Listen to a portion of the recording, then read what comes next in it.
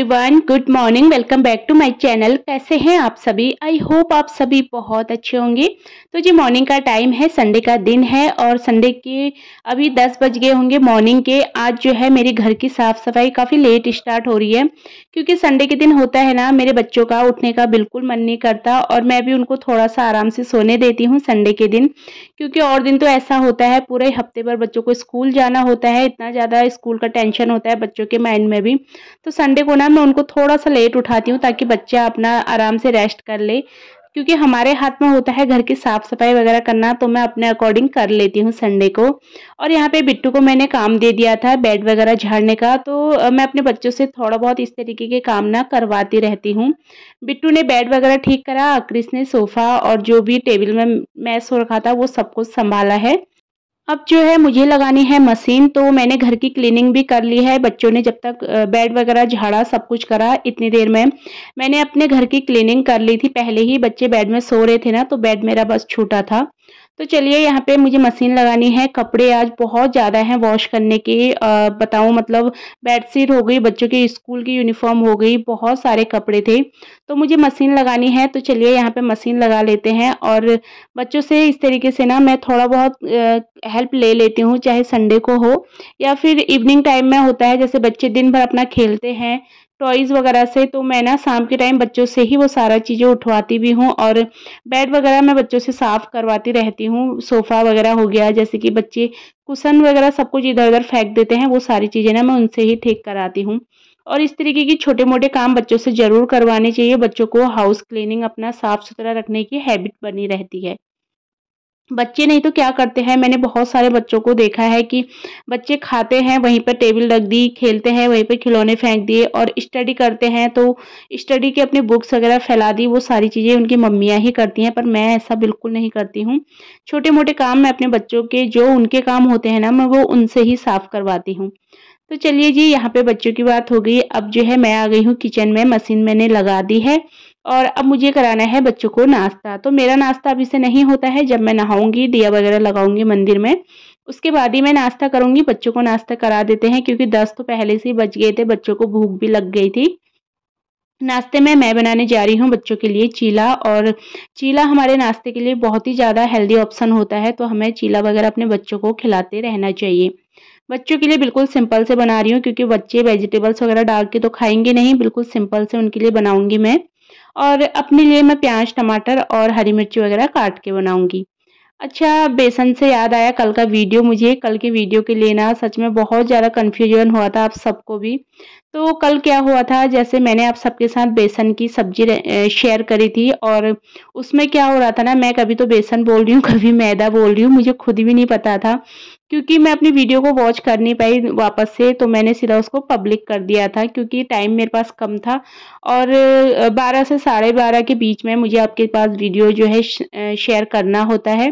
तो इसलिए ना मैं उसको देख नहीं पाई। आप लोगों को भी बहुत कन्फ्यूजन हुआ मेरी वजह से कि दीदी कभी आप बेसन बोल रहे हो, कभी आप मैदा बोल रहे हो, ये सब्ज़ी है किस चीज़ की?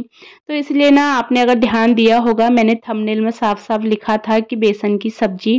तो बहुत से लोगों ने तो नहीं करा कमेंट, शायद वो लोग समझ गए होंगे, पर बहुत से लोगों ने कमेंट करे थे कि सब्ज़ी है किस चीज़ की। तो उसके लिए ना आप सभी को दिल से सॉरी, मेरे से बहुत बड़ी मिस्टेक हो गई और इसकी वजह से कल दिन भर मेरा मूड इतना ख़राब रहा कि जो भी मेरा वीडियो देखेगा वो क्या सोचेगा। तो फिर एक बार वीडियो पब्लिक कर दी, फिर उसको मैं अनपब्लिक करती, दोबारा से पब्लिक करती, तो इस तरीके से ना एक तो व्यूज़ गिने-चुने आते हैं, फिर वो भी नहीं आते। तो मैंने फिर छोड़ दिया था। तो चलिए क्या कर सकते हैं, बहुत से लोगों के कमेंट भी आ रहे थे कि दीदी कोई बात नहीं, हो जाती है ऐसी मिस्टेक। तो चलिए जी क्या करूँ, अब ना यहाँ पे मैं छत पे आई थी, मैंने अपने कपड़े वगैरह धुलने के लिए लगाए थे और कपड़े मेरे काफ़ी अच्छे से धुल गए थे। कपड़े ड्राई करे तो मैं आ गई थी छत में सुखाने, क्योंकि कपड़े बहुत ज़्यादा थे, तो बालकनी में इतने कपड़े ना नहीं सूख पाते हैं। छत में आई थी और छत की हालत थोड़ा-सा ख़राब थी, तो मैंने बच्चों से सीख वाली झाड़ू मँगाई नीचे से। तो संडे को ही ना मैं इस तरीके की जो एक्स्ट्रा की क्लीनिंग होती है, वो संडे को ही कर लेती हूँ। और आज मेरा टारगेट था, क्योंकि एक तो मुझे लेट हो गया था काम करने के लिए, तो मेरा टारगेट ये था कि मैं जल्दी-जल्दी से अपने काम निपटा लूँ ताकि लंच तक मैं फ्री हो जाऊँ, क्योंकि काम बहुत ज़्यादा हो जाते हैं। और इन सब कामों में देखने में तो ये काम हमें कुछ भी नहीं लगते, क्योंकि एक हाउसवाइफ को ना देख के सब यही बोलते हैं कि हाउसवाइफ ही है, क्या करती है। पर इन सारे कामों में ना सर चकरा जाता है जब आप लोग करने बैठो तो चलिए फिलहाल जो है सबसे पहले मैं कपड़े सुखा लूँगी, क्योंकि मौसम आप देख सकते हैं धूप नहीं है बिल्कुल, और उमस तो काफ़ी हो रही थी, पर बारिश का ना कोई भरोसा नहीं होता कब बारिश आ जाए। बस मेरा ये था कि जल्दी से मेरे कपड़े सूख जाएँ, उसके बाद बारिश आ भी जाए, कोई प्रॉब्लम नहीं है। तो कपड़े बहुत ज़्यादा थे ना, आप देख सकते हैं पूरी छत एक साइड की मेरे कपड़ों से भर गई है। वो तो अच्छा था कि आज किसी ने छत पे कपड़े सुखाए नहीं थे, नहीं तो कपड़े सुखाने के बिना छत में बहुत ज़्यादा प्रॉब्लम हो जाती है। इतना ज़्यादा जगह है नहीं यहाँ पे सुखाने के लिए। छत तो काफ़ी बड़ी है, पर तार वगैरह ना कम बाँधे हुए हैं, जिसकी वजह से कपड़े सुखाने में थोड़ा-सा प्रॉब्लम आ जाती है। कपड़े वगैरह सुखा दिए हैं सारे, अब आ गई हूँ नीचे। नीचे आके ना मैंने 1 गिलास पानी भी नहीं पिया, और छत में उमस हो रही थी बहुत तेज़ की, क्योंकि लंच का टाइम हो रहा था। मुझे ये था कि मेरे को टाइम से लंच भी बनाना है अपना। तो लंच में मैं सिंपल सी मिक्स दाल बनाऊँगी, और हस्बैंड तो मेरे कुछ ख़ास खाते हैं नहीं चावल वगैरह। वो दाल पी लेते हैं, तो इस तरीके की चीज़ें ही वो खाते हैं। तो मैं दाल बना रही हूँ, और फ्रिज में सब्ज़ी भी थी कल की बची हुई, पनीर बनाया था मैंने कल, पनीर भी बचा हुआ था। तो पनीर की सब्ज़ी थी, तो मुझे बस बच्चे तो उसी में खा लेंगे खाना। पनीर की सब्ज़ी ना एक्चुअली हस्बैंड बाहर से लाए थे, मैंने तो गट्टे बनाए थे, आपने देखा था। हस्बैंड मार्केट गए थे, तो वो पनीर लेके आ गए थे, तो फिर वो सब्ज़ी वैसे ही बची हुई थी, क्योंकि बच्चों को ना पनीर बहुत पसंद है। तो होता है ना, जब पापा लोग मार्केट जाते हैं तो बच्चे मेरे ज़रूर बोल देते हैं, डैडी ये लाना, डैडी वो लाना। तो क्रिस ने बोल दिया था कि डैडी मेरे लिए ना पनीर लेके आना। तो वही होता है, अगर बच्चों ने कुछ बोल दिया और पापा लोग ना सुने, ऐसा कहाँ हो सकता है। हम मम्मियाँ तो फिर भी गुस्सा करके नहीं लाती जब हमें लगता है इस चीज़ की ज़रूरत नहीं है, पर पापा लोग नहीं करते हैं, वो ज़रूर लेके आ जाते हैं। तो बच्चे उसी में खाना खा लेंगे। मैंने थोड़ा-सा दाल चढ़ा दी है, साथ में चावल भी चढ़ा दिया है। और जब तक मैंने चावल वगैरह चढ़ाया, इतनी देर में हमारी दाल भी गल चुकी है। अब लगा लेंगे दाल में तड़का। वैसे मैं दाल में तड़का साथ में ही लगाती हूँ, आज मैंने नहीं लगाया था। तो चलिए यहाँ पे मैंने तड़का पैन ले लिया है, उसमें मस्टर्ड ऑयल डाला है, और सबसे पहले मैंने डाली है हींग, जीरा, साथ में डाला है लहसुन। और इस तरीके से जब हम ऊपर से तड़का लगाते हैं, तो मुझे लहसुन का तड़का ना बहुत ही ज़्यादा अच्छा लगता है। और एक छोटे साइज़ का बिल्कुल छोटू-सा प्याज़ था, 1 प्याज़ डाला है मैंने।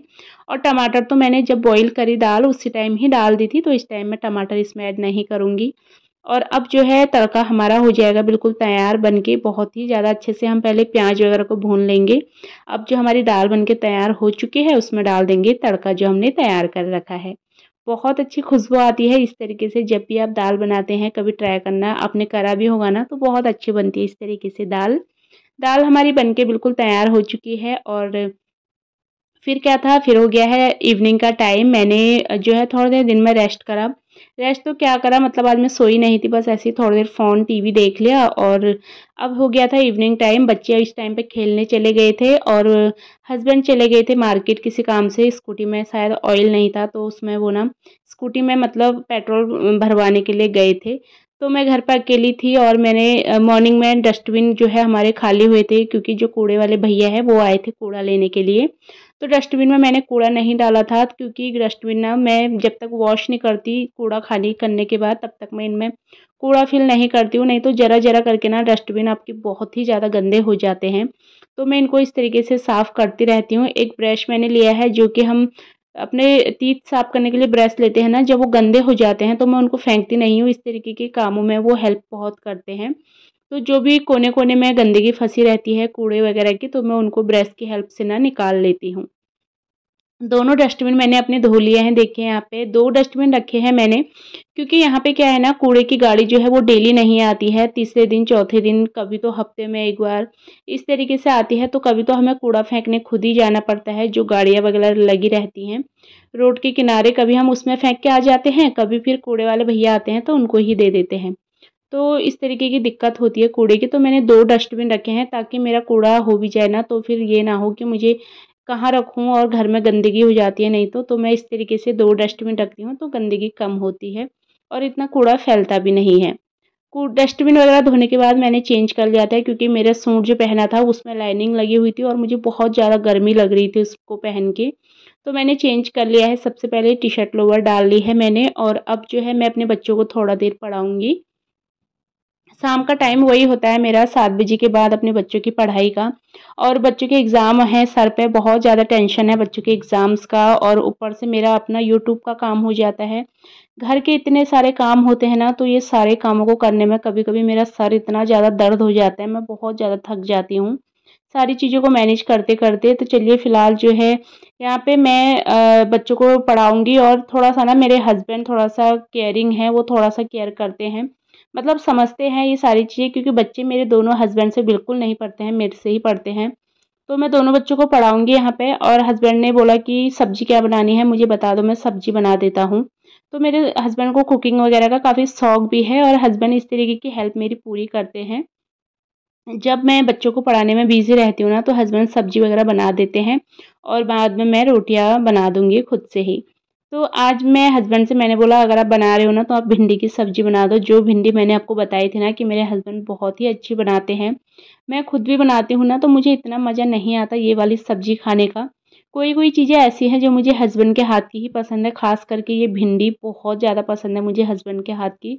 तो देखिए हस्बैंड ने बिल्कुल भिंडी वगैरह खुद ही कट करी थी। वो क्या करते हैं ना, भिंडी पहले डाल देते हैं, जीरे से तड़का लगा लेंगे, भिंडी डालेंगे, लहसुन डालेंगे, और मतलब जीरे के बाद लहसुन डालेंगे, फिर भिंडी डाल देते हैं, ऊपर से डालते हैं एकदम प्याज, एकदम बारीक जो लच्छे वाला प्याज करता है उस तरीके का प्याज।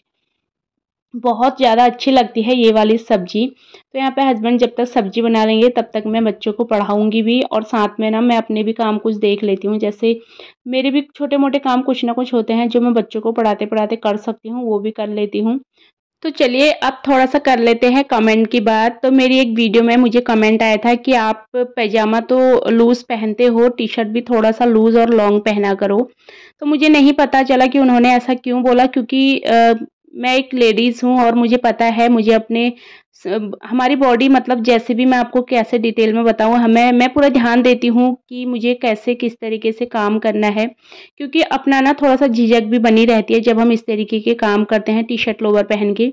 तो मैं पूरा ध्यान देती हूँ अपना सफाई से मैं काम करूँ, और क्योंकि पता है आप लोग भी फैमिली वाले हैं, हमारी वीडियो देखते हैं, और मैं भी एक फैमिली वाली हूँ। तो उन्होंने ना मुझे बोला कि टी-शर्ट थोड़ा लंबी पहना करो, और पैजामा आप लूज़ पहनते हो, टी-शर्ट थोड़ा लंबी पहनो और ढीली पहनो। पता नहीं उन्होंने मुझे ऐसा क्यों कहा। बाकी लंबी टी-शर्ट की बात रही ना, तो मैं बहुत बार लंबी टी-शर्ट ढूँढने जाती हूँ, मुझे मिलती भी नहीं है लंबी टी-शर्टें। और ऐसा नहीं है कि मैं बिल्कुल छोटी-सी पहनती हूँ, कहीं से मेरी कमर दिख रही हो, कहीं से मेरा पेट दिख रहा हो। ऐसा तो कभी नहीं हुआ आज तक, ना तो कभी होगा। पर फिर भी ना मुझे ये कमेंट पढ़ के थोड़ा-सा बुरा लगा कि उन्होंने इस तरीके से मुझे क्यों बोला होगा। तो मैं अपने हस्बैंड को भी बोल रही थी, मेरे पास कमेंट आया है, तो हस्बैंड बोले थे आप मतलब इतना ध्यान मत दिया करो। क्योंकि मुझे कंफर्टेबल जैसे कपड़ों में होता है ना, मैं वैसे ही कपड़े पहनती हूँ। ऐसा नहीं है कि आपके कहने पे मैं जीन्स पहन लूँगी, आपके कहने पे मैं साड़ी पहन के चलूँगी, ऐसा तो नहीं होगा। जिस तरीके के कपड़ों में मैं खुद को कंफर्टेबल करती हूँ ना, मैं उस तरीके के कपड़े पहनती हूँ। बाकी रात को सोने टाइम ना मुझे बिना हस्बैंड की टी-शर्ट पहने हुए नींद नहीं आती है, क्योंकि हस्बैंड की टी-शर्ट होती है एकदम ढीली-ढाली सी, और एकदम मतलब बहुत ज़्यादा कंफर्टेबल होती है। तो अभी भी जो मैंने टी-शर्ट पहनी है वो मेरे हस्बैंड की ही है।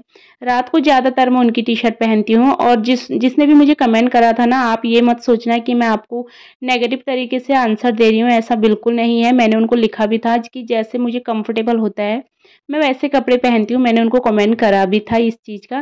बाकी ऐसा नहीं है, आप लोगों का पूरा हक है, आपको कहीं पे अगर आपको गलत लग रहा है तो आप मुझे बोल सकते हैं कि दीदी इस तरीके के से अच्छा नहीं लगता, तो आप इस तरीके के कपड़े पहनो। ये मुझे फिर भी समझ में आएगा कि चलिए कहीं से आपको लगा होगा कि सही नहीं है, पर तुरंत आपको ये बोलना कि टी-शर्ट लूज़ पहनो, लंबी पहनो, पैजामा लूज़ पहनते हो पर ये चीज़ भी लूज़ पहनो, ऐसा तो अच्छा नहीं लगता है ना।